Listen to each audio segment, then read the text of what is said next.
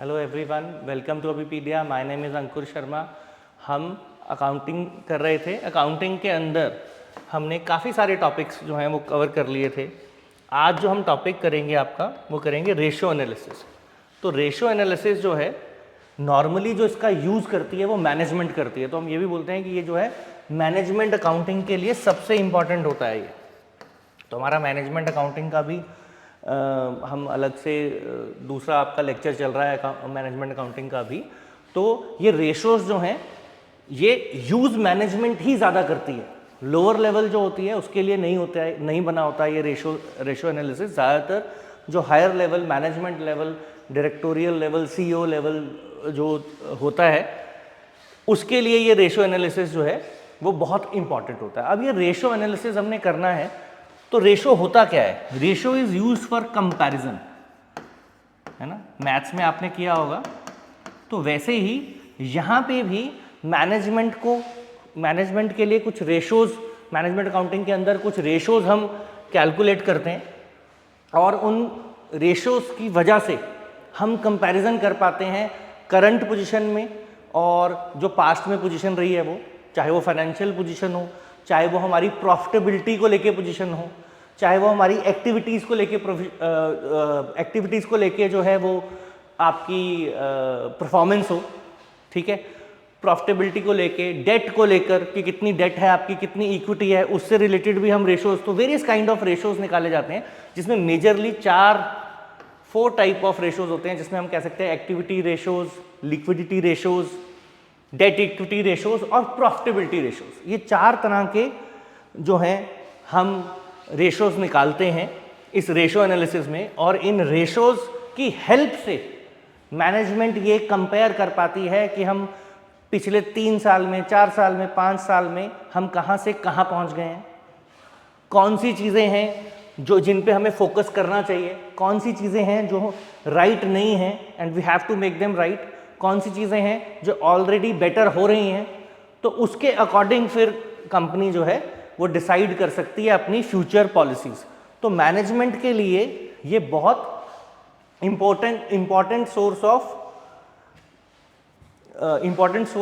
Reference होता है, important source of data होता है, जिसके बेसिस पे वो अपने फ्यूचर डिसीजंस को बेस करती है। क्लियर है? तो अब हमारा जो फर्स्ट क्वेश्चन है आज का रेशोज टॉपिक से लेकर से रिलेटेड, तो which of the following involves comparison between current and historical financial performance evaluation and estimate future. Which of the following involves comparison between the current and historical financial performance. Current, historical और क्या financial performance. Accounting कर रहे हैं हम, तो accounting के अंदर ratios निकाल रहे हैं, तो किस लिए निकाल रहे हैं? ऑब्वियसली फाइनेंशियल परफॉर्मेंस से रिलेटेड। अकाउंटिंग है ही फाइनेंस से रिलेटेड, है ना, पैसे से रिलेटेड, मनी से रिलेटेड। तो रेशोज जो हम ये निकालेंगे, उससे मैंने बोला कंपैरिजन करेंगे, तो कंपैरिजन करेंगे किसका? फाइनेंशियल परफॉर्मेंस का। उसके लिए मैंने आपको बताया 4 टाइप ऑफ रेशोज होते हैं इन डिटेल। फिर उसके अंदर भी बहुत सारे फॉर्मूलाज होते हैं, वो अभी नहीं हम उस पर जाएंगे। बट पहला आपका question, current and historical financial performance की इवैल्यूएशन के लिए, है ना, evaluation and estimate of future के लिए इनमें से कौन सी टर्म यूज की जाती है? अब यहाँ पे कोई रेशो नहीं है, कोई टर्म है, तो ये नॉर्मल क्वेश्चन है, इसका वैसे रेशो एनालिसिस से कोई इतना लेना देना नहीं है। तो पहला कहता है टाइम सीरीज, क्रॉस सेक्शनल आपका जो टर्म है ये, मार्जिनल टर्म या क्वांटिटेटिव टर्म। इसमें से कौन सी ऐसी टर्म है जो ये बताती है कि हम क्या कर रहे हैं? करंट और हिस्टोरिकल डेटा को, फाइनेंशियल परफॉर्मेंस को या डेटा को हम इवैल्यूएट कर रहे हैं या उसके बेसिस पे हम एस्टिमेट करना चाहते हैं फ्यूचर को। तो ऐसी कौन सी टर्म है? आपको ध्यान रखना है, टाइम सीरीज, या और क्या हो सकता है, क्रोनोलॉजिकल वर्ड भी यहां पे यूज किया जा सकता है। बट टाइम सीरीज एनालिसिस जो होता है बिल्कुल एग्जैक्ट स्टैटिस्टिकल टर्म्स में, टाइम सीरीज एनालिसिस जब हम करते हैं तो हम यही करते हैं कि पास्ट 10 साल में, पास्ट 15 साल में, पास्ट 5 साल में किस तरह से हमारे प्रॉफिट्स आए, किस तरह से हमारी सेल्स रही, किस तरह से हमारी कॉस्ट रही, और उनको एनालिसिस करके फिर हम फ्यूचर को प्रिडिक्ट करते हैं, एक ट्रेंड सेट कर लेते हैं और फ्यूचर को प्रिडिक्ट करते हैं। तो ये इसमें टाइम सीरीज एनालिसिस जो है ये इस चीज को दर्शाता है, बताता है कि करंट और हिस्टोरिकल डेटा, अब यहाँ पे क्योंकि हम अकाउंट्स कर रहे हैं तो फाइनेंशियल परफॉर्मेंस को हम कंपेयर करेंगे। ठीक है जी। नेक्स्ट आपके क्वेश्चन में हम चलते हैं। तो it says what is measured by firms ability to satisfy short term obligations as they become due. कौन सी ऐसी टर्म है नीचे जो ये बताती है कि firms ability to satisfy short term obligations, मतलब शॉर्ट टर्म लाइबिलिटीज को वो पे कर पा रही है, नहीं कर पा रही है, या किस हद तक पे कर पा रही है, वो कौन बताएगा? इसमें से किस तरह का डेटा निकाला जाएगा? वो देखो 4 नाम मैंने आपको बताए थे, वो 4 के 4 नाम यहाँ लिखे हुए हैं, एक्टिविटी, लिक्विडिटी, डेट और प्रॉफिटेबिलिटी। अकाउंट्स हम कर चुके हैं, शुरू से आप लेक्चर लगा रहे हो तो आपको मालूम होना चाहिए कि इसका आंसर क्या होना चाहिए। चाहे मैंने आपको रेशियोज बताए हैं अभी डिटेल में, चाहे नहीं बताए, वैसे ही बताना चाहिए, टर्म से, टर्मिनोलॉजी से क्लियर होना चाहिए आपको। तो ये टर्म होगी लिक्विडिटी। लिक्विडिटी जो होती है वो इंस्टेंट कैश या इंस्टेंट पेमेंट्स से रिलेटेड होती है। इंस्टेंट मींस एकदम इंस्टेंट नहीं, शॉर्ट रन। बिजनेस में आपको शॉर्ट रन पेमेंट्स भी करनी पड़ती हैं, आपको साल का टाइम भी मिल जाता है कुछ पेमेंट्स करने के लिए, है ना। तो शॉर्ट टर्म के रिलेटेड, ऑब्लिगेशन के रिलेटेड अगर हमें देखना हो, मेजरमेंट करनी हो, तो कौन से रेशोज निकलेंगे? लिक्विडिटी रेशोज आपके इसमें हमें फाइंड करेंगे। तो आपका आंसर क्या है? Liquidity ratios. नेक्स्ट आ गया आपका what kind of measure accounting ratios, what kind of measure accounting ratios provide regarding companies performance and condition. 4 words दिए हुए आपको, डेफिनेट, ग्रॉस, रिलेटिव और क्वालिटेटिव। इनमें से कौन सी तरह का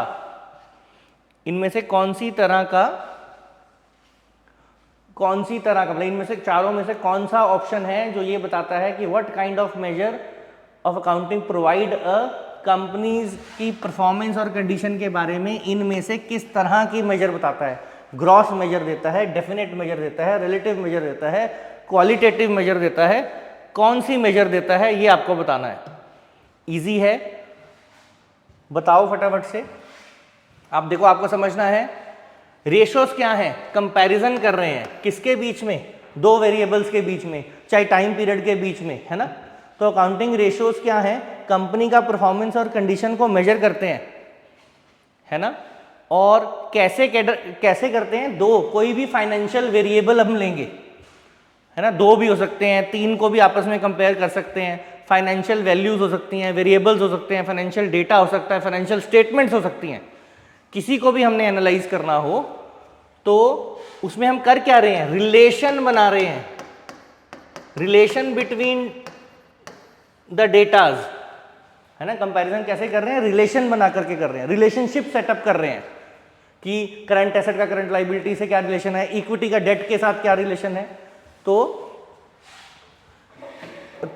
आपको ये बताना, तो आपका क्या है इसमें आंसर? फिर रिलेटिव मेजर। जो ये रिलेटिव मेजर होती है ये आपको क्या बताती है? ये बताएगी कि कंपनी का परफॉर्मेंस जो मेजर करना है हमें, है ना, वो किस सेंस में करता है? रिलेशनशिप के सेंस में करता है। तो रिलेटिव मेजर बताती है ये। अकाउंटिंग रेशोज जो हैं वो रिलेटिव मेजर्स कैलकुलेट करते हैं। Next, operating margin can be numerically expressed in terms of following equation. Operating margin, operating margin का मतलब क्या है? ऑपरेटिंग मार्जिन का मतलब है कि वो मार्जिन, वो प्रॉफिट जो हमें कैसे मिला? हमारी बेसिक ऑपरेटिंग एक्टिविटीज की वजह से मिला। हमारी बेसिक ऑपरेटिंग एक्टिविटीज क्या हैं? जैसे हमारा अगर स्टेशनरी का बिजनेस है तो स्टेशनरी की सेल से, फर्नीचर का काम है तो फर्नीचर की सेल से रिलेटेड, है ना। तो FMCG का काम है तो उससे रिलेटेड जो हमारा प्रोडक्ट है, जो हमारी सर्विस है ना, उससे रिलेटेड जो हमारे को मार्जिन या प्रॉफिट अर्न हुआ उसको हम ऑपरेटिंग मार्जिन कहेंगे। तो इनमें से पहला ऑप्शन देखो, net profit minus operating expenses divided by revenue, gross profit minus operating expenses divided by revenue, net profit minus operating revenue divided by revenue, और gross profit minus non operating expense divided by revenue. तो आपको ये दिखाना है, operating major निकालनी है। तो operating major अगर आप निकालना चाहते हो तो इनमें से कौन सा फॉर्मूला जो है वो आपका सही रहेगा, ये आपको बताना है कि जो प्रॉफिट आया आपका, जो भी आपका प्रॉफिट आया वो आपका किससे आना चाहिए, ऑपरेटिंग एक्टिविटीज की वजह से आना चाहिए। तो इन सब में से जो ये आपकी ऑप्शन है, देखो 3 टर्म्स होती हैं, ग्रॉस प्रॉफिट, नेट प्रॉफिट और इनके बीच में ऑपरेटिंग प्रॉफिट। ऑपरेटिंग प्रॉफिट का मतलब होता है सिर्फ और सिर्फ हमारी major core activity, core service की वजह से जो हमारे को प्रॉफिट हुआ वो ऑपरेटिंग प्रॉफिट होता है। तो हमें ये ऑपरेटिंग मार्जिन ही चाहिए। वो ऑपरेटिंग मार्जिन कैसे मिलेगा, जीपी और एनपी के बीच में होता है। तो जीपी में से ऑल एक्सपेंसेस, चाहे वो ऑपरेटिंग हो चाहे वो नॉन ऑपरेटिंग हो, सब माइनस कर दें तो हमारा क्या आता है, तो हमारा एनपी आ जाता है। लेकिन अगर जीपी में से सिर्फ और सिर्फ हम ऑपरेटिंग एक्सपेंस माइनस करें तो हमारा ऑपरेटिंग प्रॉफिट या ऑपरेटिंग मार्जिन आ जाएगा। और फिर divided by revenue, revenue means sales, sales, चाहे सेल आप सेल्स करके जो पैसा इकट्ठा हुआ उसको रेवेन्यू बोलते हैं, ठीक है। तो gross profit minus operating expense divided by revenue, ये आपका आंसर रहेगा इस क्वेश्चन का। I hope it is clear. तो ठीक है, ये उसका होता है ऑपरेटिंग प्रॉफिट या मार्जिन, एक ही बात है। Net sales, revenue from operations भी बोलते हैं इसको हम, ये ध्यान रखना है। ऑपरेशंस इनटू 100, जो सेल्स होती है वो ही हमारा मेन ऑपरेशन है, ठीक है। इसीलिए उसे बोलते हैं रेवेन्यूज फ्रॉम ऑपरेशंस। चाहे हम फिर एक्टिव अपनी सर्विस सेल कर रहे हैं, चाहे हम फिर अपना कोई प्रोडक्ट सेल कर रहे हैं, कुछ भी कर रहे हैं, ठीक है जी। Next, the current ratio can be numerically expressed in form of following equation. ये बहुत आसान क्वेश्चन है, सीधा क्वेश्चन है। सबसे पहला रेशो है ये तो आपको आना चाहिए, फटाफट से बता दो क्या होगा इसका आंसर। क्या ऑप्शंस दी हुई हैं, करंट एसेट में से करंट लाइबिलिटी माइनस कर दो। देखो पहले तो देखो क्या है, रेशो है। रेशो हमेशा कैसे होता है, जैसे x इज टू y या x अपॉन y, ऐसा कुछ होना चाहिए। बीच चाहे प्लस हो जाए चाहे ऐसे हो जाए, x minus z upon y minus f या कुछ भी, है ना, अपॉन में होता है हमेशा रेशो जब भी होता है। तो करंट रेशो निकालना है तो एक ही ऑप्शन दिख रही है, करंट एसेट को करंट लाइबिलिटीज में प्लस नहीं, सॉरी, करंट एसेट को करंट लाइबिलिटी से डिवाइड कर दो, करंट रेशो। बाकी ये तो माइनस शो कर रहा है, पहला ऑप्शन नहीं हो सकता।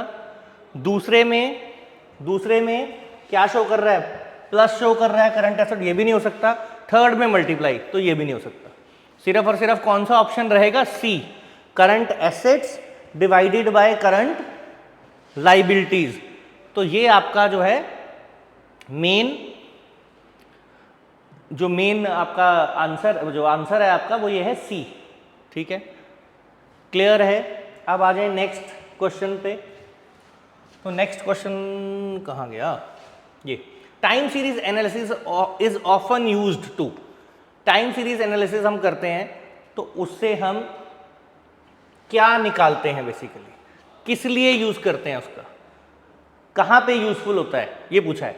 असेस द डेवलपिंग ट्रेंड्स, इसके लिए collect errors, correct errors of judgement, reflect performance relative to some norms, standardise. Time series analysis को हम इनमें से किस चीज के लिए इस्तेमाल करते हैं, ये आपको बताना है।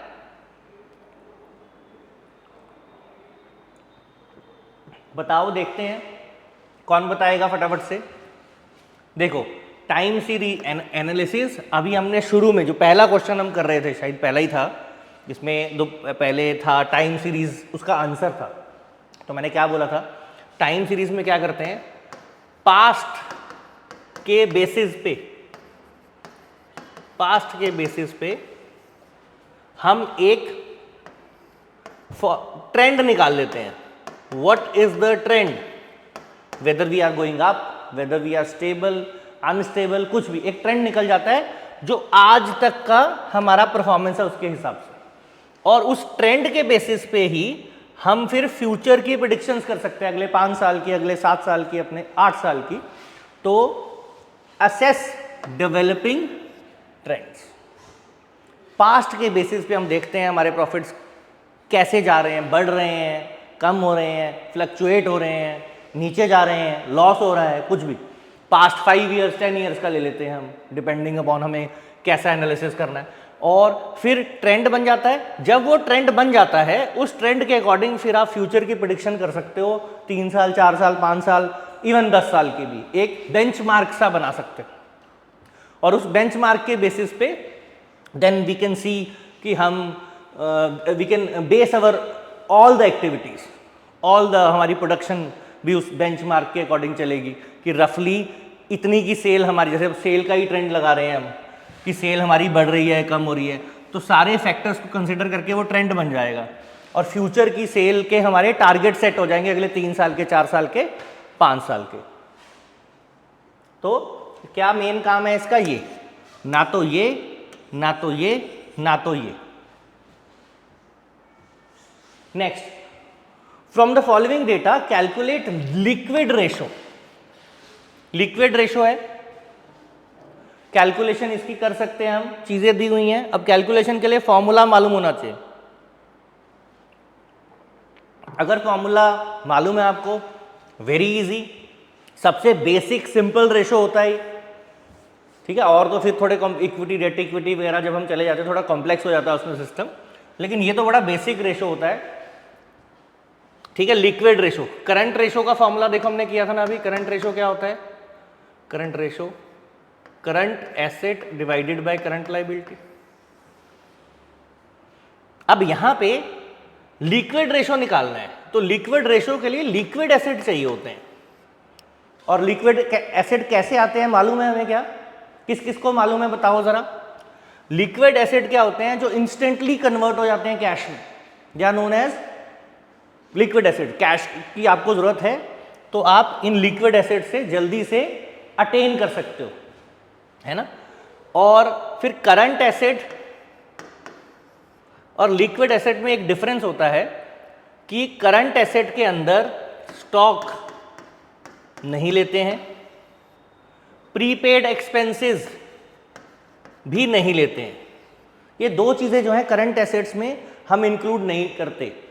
और अगर हम करंट एसेट्स में ये दो चीजें इंक्लूड ना करें तो बाकी बचे हुए एसेट्स जो हैं वो लिक्विड एसेट्स होते हैं, ठीक है। तो करंट एसेट्स और लिक्विड एसेट्स के बीच में ये दो चीजों का फर्क है, ठीक है। किसका, प्रीपेड एक्सपेंस और स्टॉक। स्टॉक को इन्वेंट्री भी कहते हैं।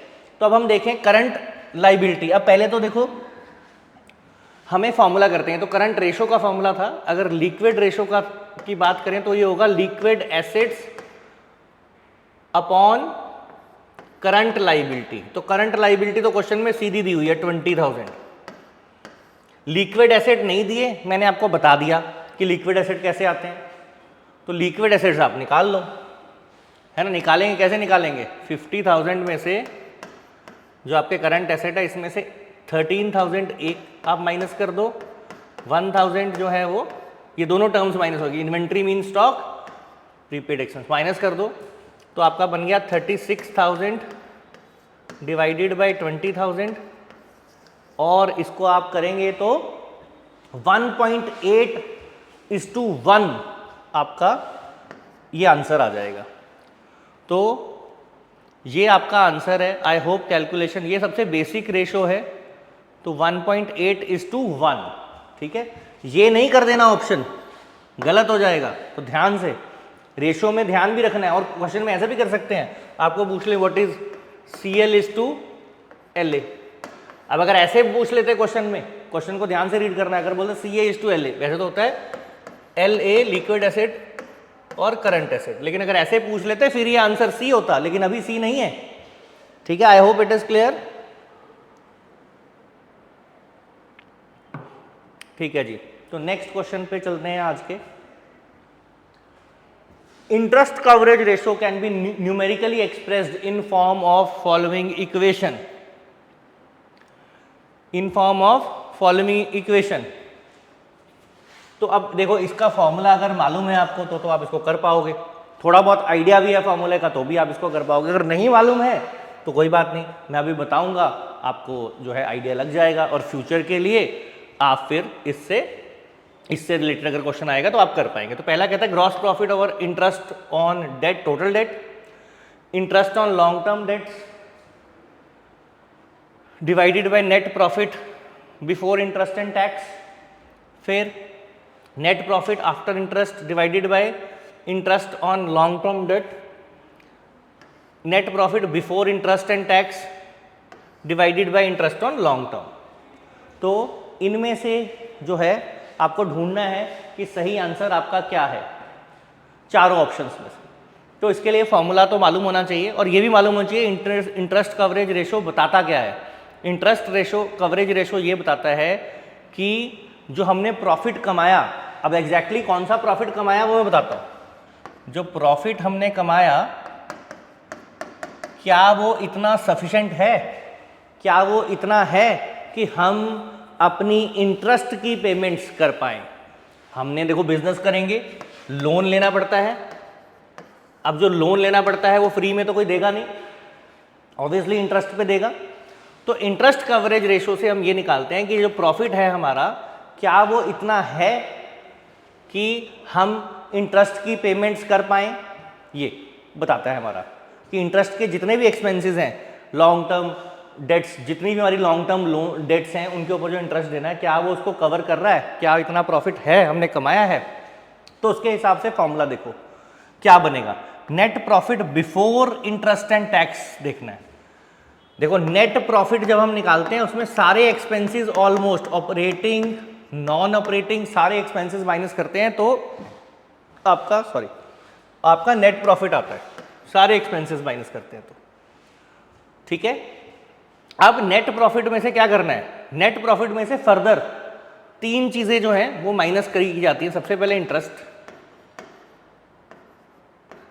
वैसे नेट प्रॉफिट में तो देखो इंटरेस्ट भी माइनस कर देते हैं, लेकिन अभी हम क्या कर रहे हैं, नेट प्रॉफिट बिफोर इंटरेस्ट चाहिए इस रेशो को निकालने के लिए। वैसे नॉर्मली जब नेट प्रॉफिट हम निकालते हैं उसमें से इंटरेस्ट जो है हम माइनस कर देते हैं तब नेट प्रॉफिट आता है, लेकिन यहाँ पे जो नेट प्रॉफिट चाहिए वो क्या चाहिए, हमें बिफोर इंटरेस्ट चाहिए। ठीक है, ये रेशो निकालने के लिए। तो बिफोर इंटरेस्ट, अब आपको समझना है सारे एक्सपेंसेस लेस करने के बाद नेट प्रॉफिट में से टैक्स देते हैं, और टैक्स के बाद जो है वो डिविडेंड देते हैं सबसे लास्ट में। डिविडेंड मतलब जो शेयर होल्डर का होता है। तो नेट प्रॉफिट अगर मैं बोलूं सिंपल, तो उसके अंदर जो है ये दो चीजें माइनस नहीं होती है, कौन सी, टैक्स और डिविडेंड। तो इसलिए नेट प्रॉफिट नॉर्मली जो होता है वो बिफोर टैक्स और बिफोर डिविडेंड तो होता ही है, क्योंकि उसमें से अभी माइनस नहीं होता है, माइनस नहीं किया होता है ये दोनों चीजें। लेकिन before interest is an important term, तो इसके लिए नेट प्रॉफिट क्या चाहिए, net profit before interest and tax. जब मैंने लिख दिया बिफोर इंटरेस्ट एंड टैक्स तो बिफोर डिविडेंड भी हो जाता है वो ऑटोमेटिकली। ठीक है, ध्यान रखना है। तो इसके लिए net profit before interest and tax चाहिए मुझे, सिर्फ डिविडेंड का नहीं चाहिए। Before interest and tax, dividend लिखने की जरूरत नहीं, अंडरस्टूड है कि उसके बिफोर ही है। तो यहाँ पे ये भी लिखा सकता है net profit before interest tax and dividend. Net profit before interest and tax लिखा है तो भी ठीक है, अगर लिखा है नेट प्रॉफिट बिफोर इंटरेस्ट तो भी ये टर्म ठीक है। ये आपको समझाना चाह रहा हूं, इसलिए मैंने आपको ये बताया। नेट प्रॉफिट में से टैक्स वैसे तो माइनस कर दिया, सॉरी नेट प्रॉफिट में से इंटरेस्ट तो वैसे माइनस कर देते हैं, उसके बाद टैक्स माइनस किया जाता है, उसके बाद अगर बचता है तो डिविडेंड दिया जाता है। ठीक है, तो इसलिए यहाँ पे जो इंपॉर्टेंट टर्म है वो क्या है, नेट प्रॉफिट बिफोर इंटरेस्ट। जब वो बिफोर इंटरेस्ट है तो टैक्स और डिविडेंड के तो वैसे भी हो सकता है। ठीक है, तो ये टर्म का ध्यान रखना है। तो जो बिल्कुल सही टर्म है वो तो ये net profit before interest tax and dividend. Net profit before interest and tax भी लिखा हो, सारी ऑप्शंस ध्यान से देखनी है आपको, यहाँ पे और कोई ऐसी ऑप्शन नहीं है कंफ्यूजिंग, बट क्लैरिटी के लिए आ सकता है। तो नेट प्रॉफिट बिफोर इंटरेस्ट भी लिखा हो उन्होंने सिर्फ, तो भी राइट है, लेकिन बाकी ऑप्शन चेक करनी है कि वो क्या है। तो कई और ऑप्शन इसमें लिखा net profit before interest and tax and dividend, तो वो बेस्ट ऑप्शन है आपकी। Otherwise net profit before interest भी लिखा हो तो इट विल वर्क। अगर और ऑप्शंस में net profit before interest and tax या net profit before interest tax and dividend नहीं दे रखा तब, ठीक है, क्लियर है, आई होप, ठीक है जी। तो exact is net profit before interest tax and dividend divided by interest on long term dates, तो उससे हमारा इंटरेस्ट कवरेज रेशो आ जाता है, ठीक है। और इससे रिलेटेड पॉइंट्स भी मैंने आपको क्लियर कर दिए। फिर आ जाएं the analysis in which the firm ratio values are compared to those of a key competitor और a group of competitors primary to identify areas for improvement is called, क्या बोलते हैं इसको? The analysis in which the firm's ratio values are compared भी, देखो comparison तो करना है, रेशो कर रहे हैं तो कंपेयर तो करना है। एक कंपैरिजन होता है खुद से ही, अपने ही डेटा को कंपेयर किया, एक होता है कि औरों के डेटा, कंपटीटर्स का डेटा है ना, जो हमारे कंपटीटर उनका डेटा भी एनालाइज करना जरूरी होता है ना। तो एक होता है कि हम अपना खुद का कंपैरिजन अपने कंपटीटर से करें, है ना। अगर ऐसा किया तो वो इनमें से कौन सा है? टाइम सीरीज एनालिसिस बोलेंगे, कंबाइंड एनालिसिस बोलेंगे, बेंचमार्किंग बोलेंगे, नन ऑफ द अबव बोलेंगे। अब करना क्या, कंपेयर कर क्यों रहे हैं हम? नॉर्मली इसीलिए करते हैं ना कि हम एरियाज ऑफ इंप्रूवमेंट, कि हम कहाँ इंप्रूव कर सकते हैं, कहाँ हमें इंप्रूव करना चाहिए, वो निकालने के लिए करना है। तो इनमें से क्या नाम इस चीज़ के बारे में बताता है, आपको हिंट करता है, ये आपको देखना है। तो ये नहीं करता है, ये भी नहीं करता है, तो बचा ये, नन ऑफ द अबव आपका आंसर है नहीं इसमें से, ठीक है। तो analysis in which the firm's ratio values are compared to those of the key competitors और group of competitors primarily to identify the areas of improvement is called benchmarking. उसको बेंचमार्किंग कहा जाता है, ठीक है। Process of evaluating firm's accounting ratio and its performance with that of the competitors or group of competitors is known with the where the entity needs to improve। ये निकालते हैं हम कि कहाँ हमें इंप्रूवमेंट की जरूरत है, वो निकाला जाता है। Dash is useful for evaluating credit and collection policies, बहुत इजी है। क्रेडिट और कलेक्शन, देखो क्रेडिट और पेमेंट भी होता है। क्रेडिट और पेमेंट मतलब हमें, देखो जब हम बिजनेस करते हैं तो हमें भी क्रेडिट मिलता है। क्रेडिट मिलने का मतलब कि हमें भी उधार मिलता है और हम भी लोगों को उधार देते हैं। तो क्रेडिट का मतलब अकेले का तो ये है उधार, है ना। तो उसके बाद क्या लिखा है, ये इंपॉर्टेंट टर्म है, collection policies, credit and collection policies. तो कलेक्शन किस चीज से रिलेटेड होती है? कलेक्शंस मतलब हमने पैसे लेने हैं, हमने क्रेडिट सेल की है और हमने अपने डेटर से पैसा लेना है, कलेक्शन पॉलिसीज। हमें क्रेडिट मिला तो हमारा पेमेंट पॉलिसी है, क्योंकि हमें वहां पे पेमेंट करनी है, तो हमारे क्रेडिटर से रिलेटेड है।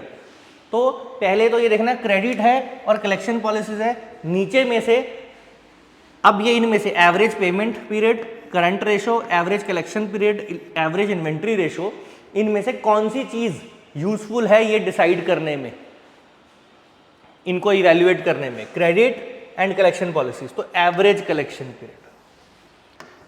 कलेक्शन पीरियड आपका ऐसा जो टर्म है वो ये बताती है कलेक्शन करना है और उससे रिलेटेड किसी भी तरह के एनालिसिस कि आपकी जो कलेक्शन पॉलिसी है वो सही है या नहीं है, आप टाइमली कलेक्शंस कर रहे हैं या नहीं कर रहे हैं, कितना टाइम पीरियड आप अलाउ कर रहे हैं, बहुत ज़्यादा तो नहीं कर दे रहे हैं। तो ये सारा एनालिसिस आपका एवरेज कलेक्शन पीरियड से होता है। इसमें दो फॉर्मूलाज यूज होते हैं, एक trade turnover ratio, net credit sale divided by average trade receivables निकालते हैं, और फिर एवरेज कलेक्शन पीरियड 365 लेना है अगर डेज की बात हो रही है, 12 लेना है अगर मंथ्स की बात हो रही है। नीचे ये जो रेशो निकाला आपने, ये रेशो यहाँ नीचे डाल देते हैं। इनका कंबाइंड फॉर्मूला भी बनता है, बट ये जस्ट आपको ऐसे ही फॉर्मूला रिवाइज कर सकते हैं, ये यूज़ हो सकता है ऐसे। फॉर्मूला आपसे रेशोज में कोई भी पूछ सकते हैं फॉर्मूला से रिलेटेड, ठीक है। तो ये रेशो एनालिसिस था आपका, ठीक है। काफ़ी इंपॉर्टेंट होता है मैनेजमेंट के लिए, ये मैंने बताया, और आपके एग्जाम पॉइंट ऑफ व्यू से भी ये इंपॉर्टेंट रहता है। तो रेशोज से रिलेटेड हमने आज क्वेश्चंस किए। आई होप आपके लिए इंफॉर्मेटिव रहा होगा सेशन। तो नेक्स्ट क्लास में फिर मिलेंगे, we will take up any other topic, या इस टॉपिक को ही कंटिन्यू करना होगा तो वो भी आई विल सी कि शायद इसको कंटिन्यू कर लें, और we will move on to any further topic. So thank you very much for today.